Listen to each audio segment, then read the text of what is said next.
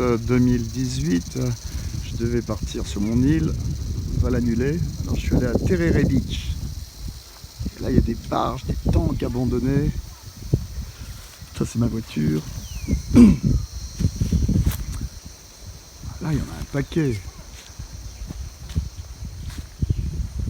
C'est un petit peu frustrant jusqu'à maintenant de ne pas voir grand chose. Mais là on est servi là. La route est immonde pour venir ici. 20 km à faire, 40 minutes. Et la récompense est là. J'avais vu ça en photo. Bouteille de Coca-Cola de l'époque, amenée par les GI sans doute, certainement.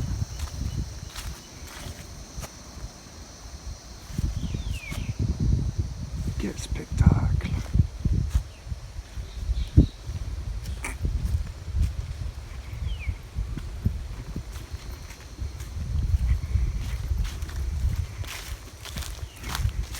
La jungle a pris le dessus, depuis longtemps sans doute. 80 ans. Tout ça, ça date de 1942, 1943 peut-être. Bon nombre de ces vestiges, évidemment, sont sous l'eau. Enfin, ceux qui peuvent plonger doivent s'éclater.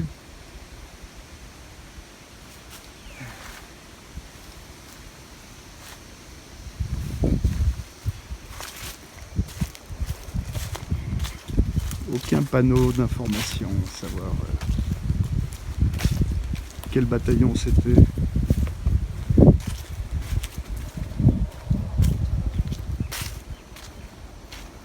Un régal au niveau des photos.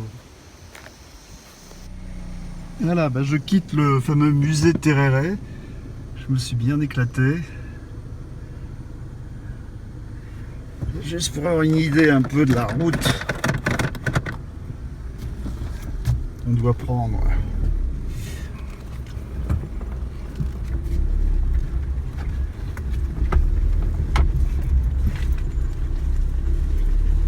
Pour arriver ici. Et heureusement que j'ai un GPS qui m'a fait donner des surprises à certains moments. Il m'amène pas au bon endroit. Celui-là m'a amené au bon endroit. Mais au moins il y a toujours les gens dans le coin qui sont là pour confirmer que c'est là ou pas là. Fortement conseillé d'avoir un 4x4 ici. Ah, c'est pas un 4x4 que j'ai, mais je me suis fait à quelques moments des surprises, des frayeurs. Et heureusement que c'est la saison sèche, parce que en saison des pluies, toutes ces routes-là sont pas vraiment accessibles.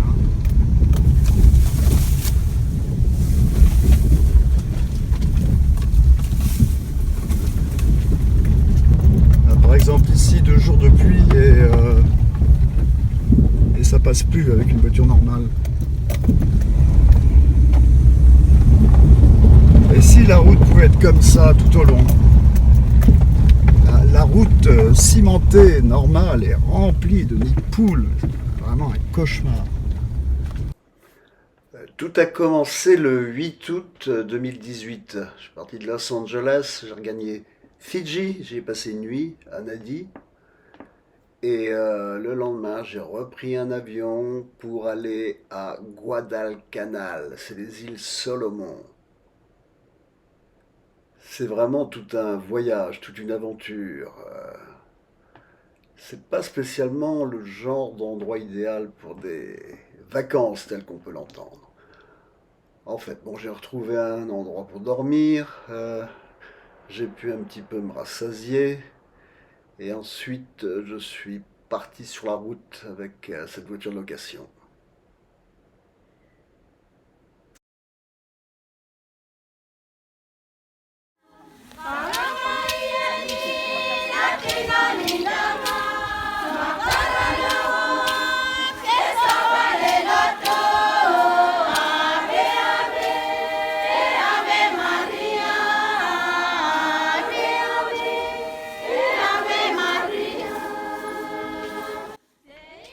Je suis parti pour Visalé, c'était un dimanche, et avec une agréable surprise, je suis tombé sur un service religieux chantant qui était vraiment superbe. Une musique lancinante qui vous trotte dans la tête bien au-delà de la fin de la chanson. Sur la route, j'ai suivi la côte et je pouvais voir une mer semi-déchaînée avec des épaves au large. Ce que l'on voit là, c'est comme on appelle la partie visible de l'iceberg. Euh, Si vous allez en plongée, on a appelé ça le Iron Bottom, le fond de fer, tellement rempli d'épaves. C'est un régal pour ceux qui peuvent aller faire de la plongée. 12 août 2018, je suis à Guadalcanal, au musée de Vilou. C'est dimanche, il n'y a personne à l'entrée. Normalement 100 dollars Solomon, ça fait 8 dollars peut-être. Une belle réplique là. Ah bon, une réplique, c'est des conneries encore. Ce serait bien qu'ils aient mis un panneau pour dire exactement ce que c'est japonais. Ça m'a l'air d'être peut-être un truc japonais, je me gourre sans doute.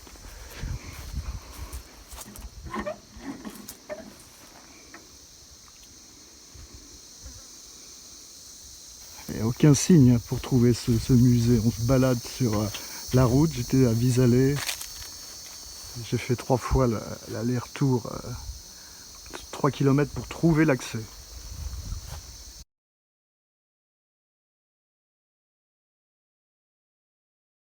What's your name again? Did you get my photo now?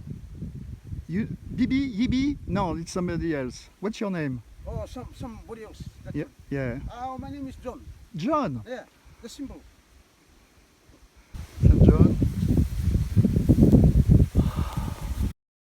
John avait beaucoup d'humour, et c'est lui qui était le gardien du char Sherman. Ça, j'ai mis également une éternité à trouver l'entrée, et l'accès était barré. Et John est apparu, et il m'a présenté son char. Pour les spécialistes, vous pourrez peut-être confirmer que c'est bien un char Sherman. Il y a tellement de modèles, c'est assez compliqué, mais j'ai vu des images plus ou moins similaires.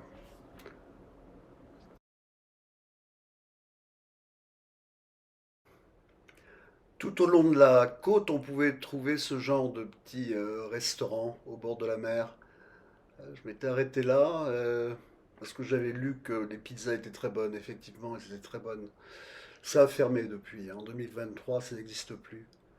Ça, c'est les paysages que l'on peut voir dans l'île. Et une petite connotation de cinéma, un film de Terrence Malick, The Thin Red Line, un grand classique à voir. Ça a été tourné sur place. C'est dur, dur, dur, dur. Là, c'est le parc du Mémorial de la Paix. Euh, Ces lignes disent: à cet endroit reposent tous les esprits de ceux qui ont sacrifié leur vie pendant la Seconde Guerre mondiale à Guadalcanal et dans toute la région du Pacifique. Cela représente un requiem pour leurs âmes et sert à nous rappeler à tous leur patriotisme, qu'ils dédient à leur mère patrie. Le gage ici est d'établir la paix éternelle sur terre.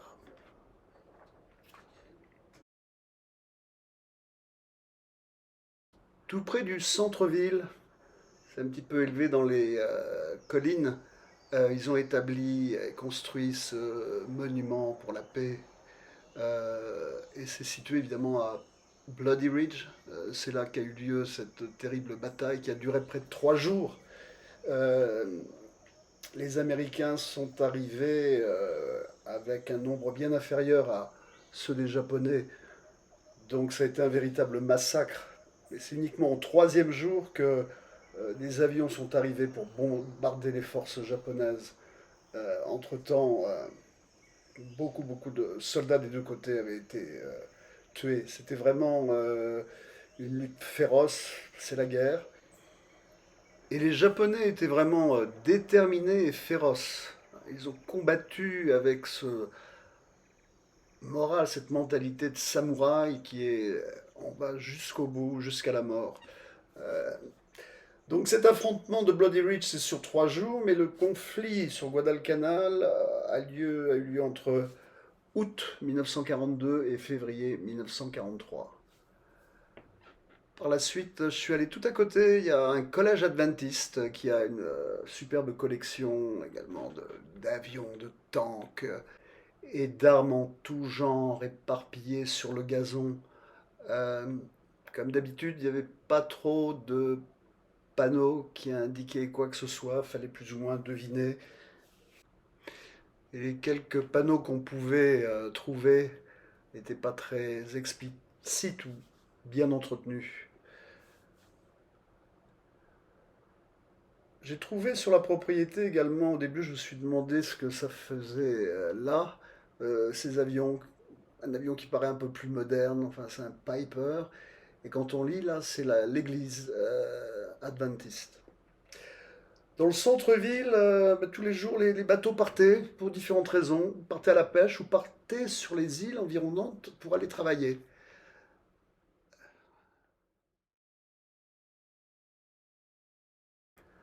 La veille de mon départ, j'ai décidé d'aller me balader dans la jungle sans vraiment chercher des armes ou quoi que ce soit, juste une cascade que je n'ai jamais trouvée. Et le temps s'est désintégré d'une façon effrayante. Là, on est le 17 août. Essayer d'aller plus près de Tenaru Fall. Et il pleut comme vache qui pisse. Je suis censé y avoir un guide là-haut, mais évidemment il n'y a personne, les tunnels. Alors je reviens sur mes pas.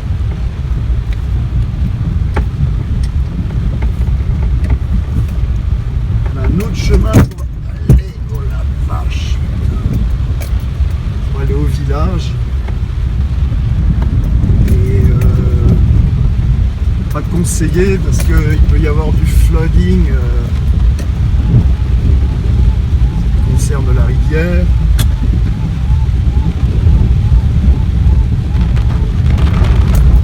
Vraiment un temps ingrat ici. Voilà, un camion qui arrive.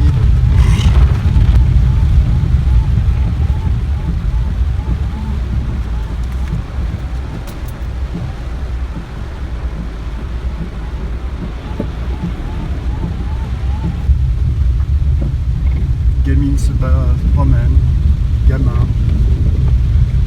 Ce qu'on note évidemment ici, c'est que beaucoup ont les cheveux blonds, hein, c'est étonnant. Le retour en ville est assez prouvant. Toute l'infrastructure de la ville a des égouts bouchés. Dès qu'il pleut un petit peu, c'est inondé. Et les routes ne sont pas du tout entretenues. Voilà la tête des égouts quand on y jette un œil. En fait, c'est pas des égouts, c'est un passage pour aller sous la route. Je décide d'aller au King Solomon Hotel. C'est une espèce de havre de paix. C'est un des beaux hôtels de Honiara. Et ils ont un cable car encore opérationnel. Pas d'ascenseur, c'est plus sur plusieurs étages l'hôtel, donc on peut utiliser ce cable car. C'est original et il marche. Il y a un autre hôtel où le même système pour grimper à l'étage et qui ne marche pas. On a une piscine. Et je suis allé là pour voir l'hôtel et pour aller au club Havana Restaurant. C'est tenu par un Français qui habite là depuis des années, des années. Je pense qu'il y terminera sa vie. Et il fait une nourriture absolument délicieuse et française. C'est un peu kitsch à l'intérieur. Mais on y mange très très bien.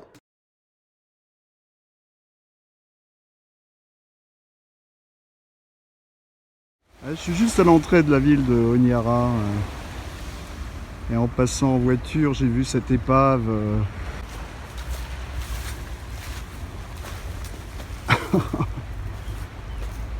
Quand on pense que ça naviguait, ce bateau,